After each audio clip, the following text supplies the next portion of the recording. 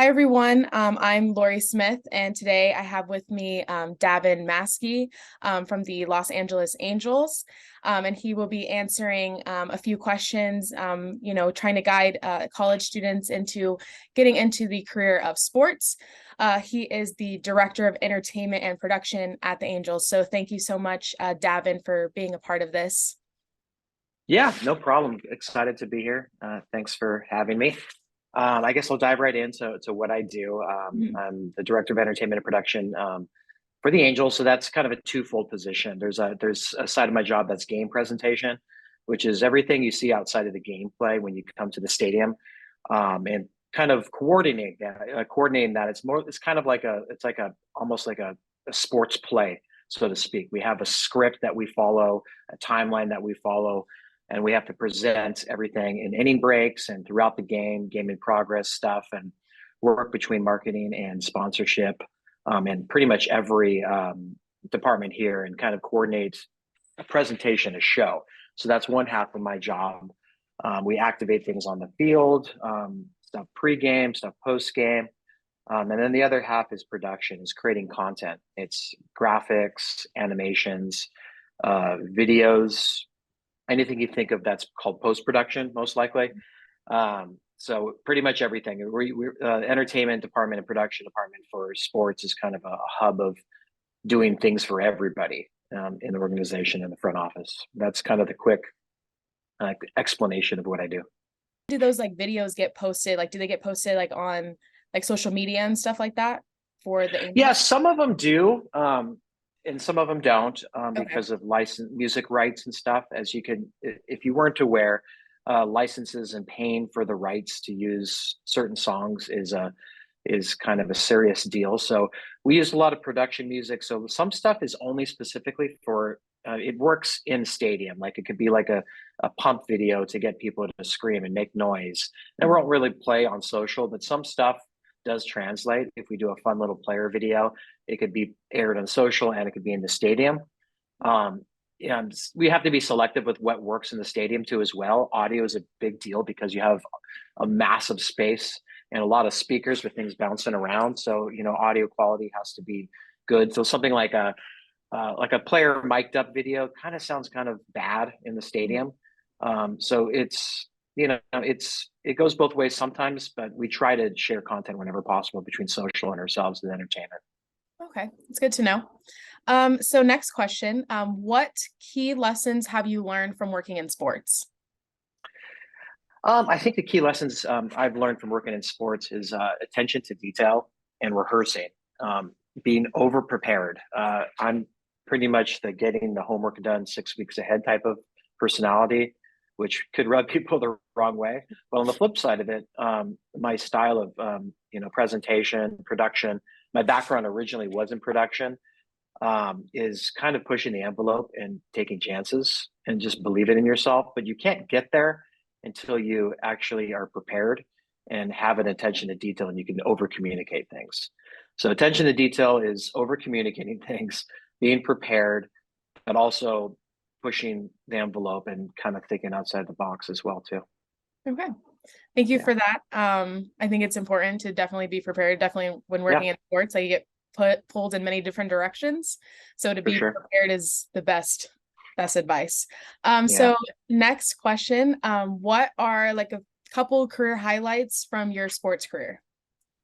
Career highlights is from last year. Reed Detmers threw a no hitter, and it was my first full year here with the Angels in my position.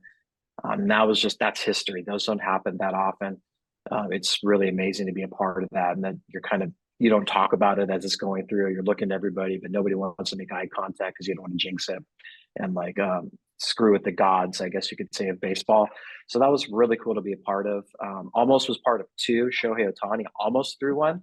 Yeah. And then coincidentally, I know you go to some Dodger games. Clayton Kershaw also almost threw one too. So it was almost three Yes. last year. So that was exciting for baseball. I had my background is across the street in Southern California, the Anaheim Ducks. I was with the NHL team over there for a while, mostly on the game press side, and before that, just specifically in production. So I was part of. I was luckily my first year we won the Stanley Cup. So I got to do a lot of videos back then. I got to drink out of the Stanley Cup, which was fun, be in the locker room and shoot video of the players and get sprayed with champagne. And I also was lucky enough to be part of 3 jersey retirement ceremonies on Game Press. So I produced those. That was pretty much 3 big highlights that I'm proud of. Wow, that's awesome. Yeah. Which do you like, since you said you worked like in hockey and then now baseball, like do you have a specific sport that you prefer to work for or? Yeah, I grew up playing baseball. This is like, this is where I think I belong because I just know the sport backwards and forwards. It feels right. Mhm. I thought I loved arena sports because hockey is really aggressive and like you're kind of contained. You could drop the lights. And NBA is something that I'm interested in doing too in the past. But once I started doing the game press side over here with the Angels, I realized that it's this where I belong, and it feels completely natural. You get frustrated, creative frustrations, career frustrations, and like this. Since I've been over here, it's been nothing but positivity, and it's felt right. So, and the one thing I've learned with baseball, there's a lot of downtime, but there's a lot of time to really engage the fans creatively. Mhm. And baseball fans, like it's different. You think like, people come to a game, they're in a good mood no matter what, even if the team's doing bad. I've been used to that. I've had good teams and I've had bad teams here and with the Ducks across the street. But you kind of get a flow and you look for creative ways to really engage the fans, Mhm. and that's like the best part of baseball. That's why I prefer baseball. But hockey's cool. It's cool, Yeah. but this doesn't compare to baseball. Yeah, I agree with that. The fans are always behind their team no matter what. So Yeah, I like baseball too. yeah. So final question, what advice would you offer college students or recent graduates pursuing a career in sports? The easy question for college students is just network constantly. That's what everybody tells you to do. LinkedIn, get everything right, work on your resume, work on cover letters. That's the easy thing to do, and just continue to really keep those connections. Just check in with people, send emails, send calls. Don't Mhm. text anybody. Don't text for jobs. I've had that happen quite a bit, which is a surprise. And more importantly, if you're interested in jobs and you have contact with somebody, this might sound crazy and old school, but write them a handwritten letter or note to say thank you just for the conversation. These little things go far. And if you ever get any kind of hands-on experience, like we were talking about internships prior to this Mhm. recorded call, if you have anything where you have some access to people that have jobs that you potentially would want, go the extra mile and offer help. Oftentimes, a lot of people kind of stay in their lane and they wait to be told what to do, and those people don't succeed. They don't, it takes them longer to succeed. They have to learn the hard way.